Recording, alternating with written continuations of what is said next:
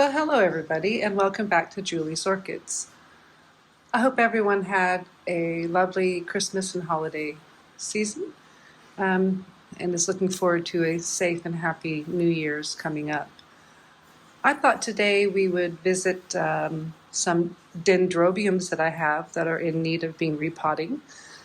As you guys know, I'm slowly transferring everything in my collection to inorganic pumice. And since both these guys were sort of at the stage of having little flying things coming out of their organic media, I decided I've had enough of it and we're going to repot these. Now you'll notice that I have two different kinds of media, the bigger size pumice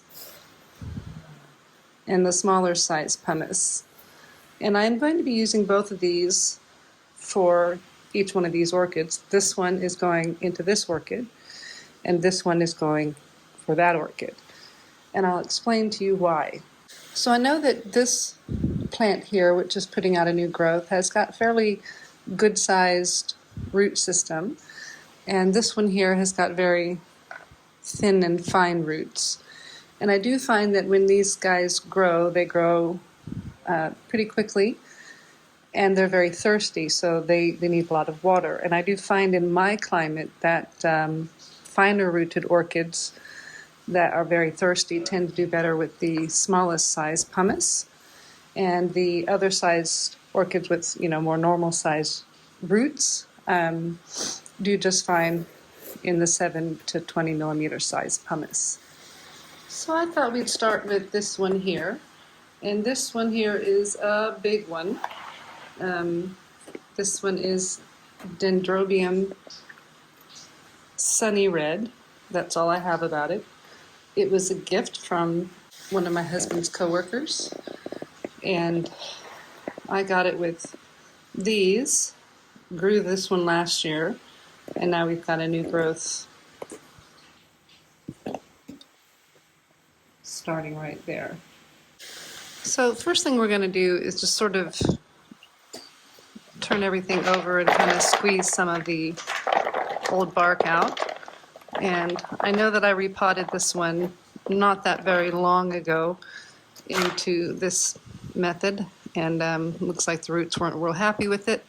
But as we can see, hiding right in here, we've got new roots coming, which means this is the ideal time to put this one into its new setup. So got really lucky here in that we just have a few little bits of old bark to pick off. These roots here, they don't look so good, but they're still firm.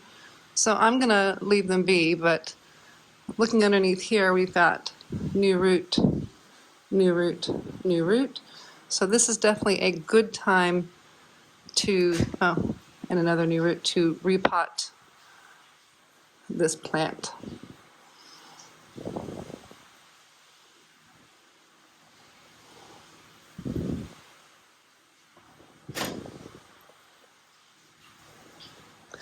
So what I need to do now is empty out my tray and empty out the rest of this pot. There are rocks in the bottom of it, and I'm going to save these rocks and give these a clean up because I'm going to reuse these rocks as a top dressing on top of the pumice.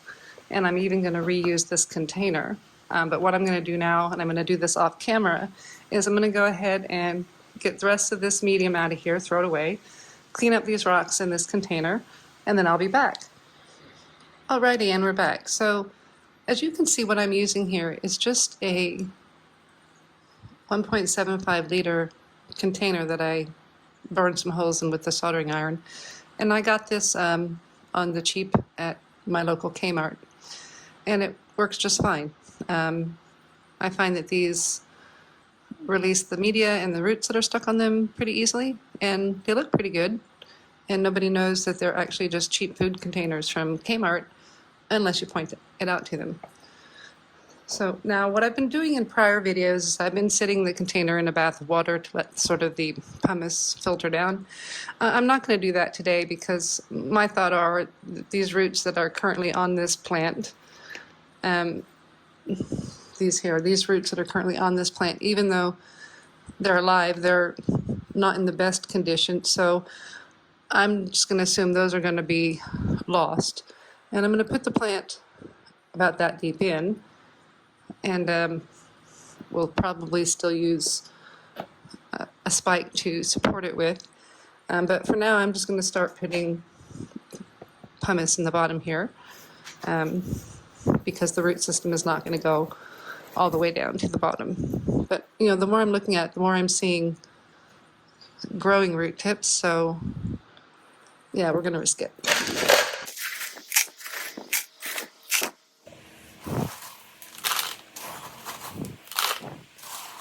Now, with some of my other larger containers, I've been using a microfiber cleaning cloth that I've cut strips into to help even out the water, but this is not that big of a container. I don't think I'm going to need it.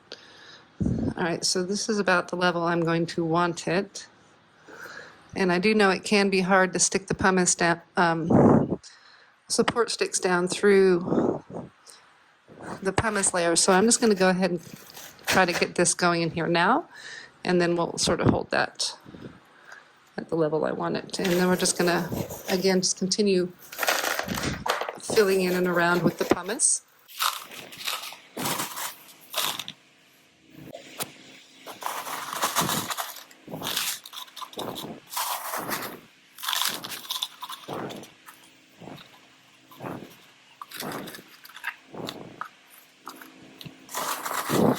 I hope you can see that I'm trying to push some of these pumice in that hollowed out area between the roots here, but I'm not trying to push it in there so very hard as to damage the new root tips that are growing in. But I think we've got it setting pretty stable in the pot, and I'm really quite happy with this, how this is looking. Maybe could have got it a little bit deeper in the pot, but I still think it's okay.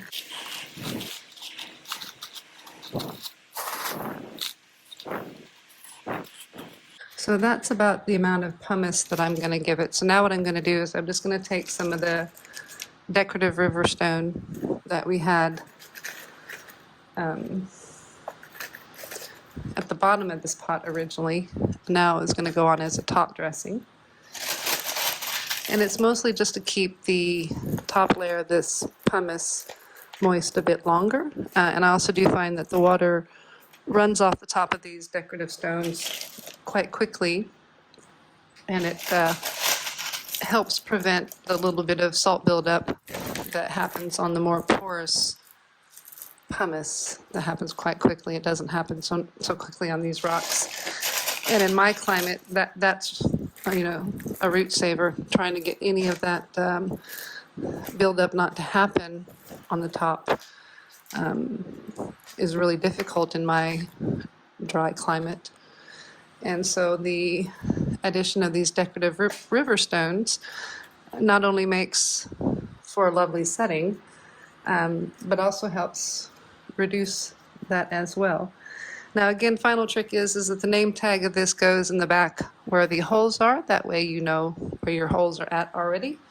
And there we go. We have our monstrous sized Dendrobium Sunny Red all potted up. So now we're going to look at repotting this little one. Why am I repotting it? Because there's really no new growths coming up. It should be getting some new growths coming soon. Again, there's little flying gnats coming out of this. I'm not happy with it, but this is Dendrobium Gilliston Jazz Lisa. And as I mentioned, I'm going to be using the smaller pumice for this one because you can see that the roots here are quite a bit more fine than the roots on Dendrobium Sunny Red. And I find that I just watered this on Friday night, and it's already pretty well empty, and it's a really thirsty little guy. So I'm going to put this into the very smallest size pumice. And now I got these, is a little actually clear plastic glass that I got from one of the local stores here. And it's a drinking glass. It's for outdoor dining. And I thought it looked really nice. And again, I just poked some holes in it with my trusty old soldering iron, and voila, a semi-hydro orchid pot. And you don't have to pay a lot of money for it. So this was about $2 for this cup at the local, it's called Spotlight. It's a craft store here in Australia. And yeah, so there's all sorts of interesting things that you can do to make and create your own semi-hydro orchid pots. You don't have to spend the huge dollar amounts you see on them advertised for. And you can really just quite easily make one yourself. So I'll try to get this into a little bit better view here. So what I'm just trying to do is this got quite a good root system going on here. And again, I'm not that worried that I'm not seeing new growth coming out, because I've noticed this thing and it really does put out roots and roots and roots and lots of roots. And it seems to do that whether it's got a new growth or not. And it's a pretty prolific grower. Boy, it's really stuck in this pot here. So let's try to work some of this out. And I do find that when I try to repot this one beforehand, I ended up breaking a lot of roots, and I thought, oh boy, that's the end of that one. And no, it just created more roots.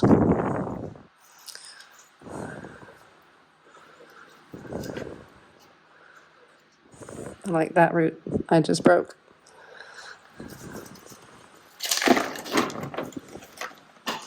So there we have it. So it's come out of the container, and yep, there's a root stuck on the side here. But again, with this particular dendrobium, I know it in my climate in that it just really makes lots and lots of roots. The roots, even if you break them, they don't seem to mind. These are the very old seedling roots that are still inside here, and you know, they're still here, they're still green. And yeah, I think even if I had to go pretty radical on this and take off all of these roots, that it would be fine. The plant itself would probably be a little bit set back, but it'd bounce back and go okay, because this thing, it just seems to say, well, I need to put out more roots. Yeah, here's more roots. Oh wait, I think I need to do more roots than that. I'm not in the middle of growing or doing anything on top, but I'm growing roots in the bottom. And I don't really know what kind of a dendrobium cross this one is, but it's a very vigorous root producer. Now these are a lot of, I think these roots are dead, and I'm going to go ahead and cut this mat of roots off here because it looks like they belong to, well, these older bulbs. So I'm going to put you on hold here, and I'm going to go grab some scissors. Okay, so we've got our trusty scissors here, and yes, I have cleaned these off with running them underneath the flame in the stove, and I'm just going to go ahead and cut these older roots off right through here and hope that they'll A, loosen up some of the bark that might be stuck to them, and B, I know that these are off the very oldest canes, and those are drying up and desiccating, and so the roots will be too, and I'm not super worried about it.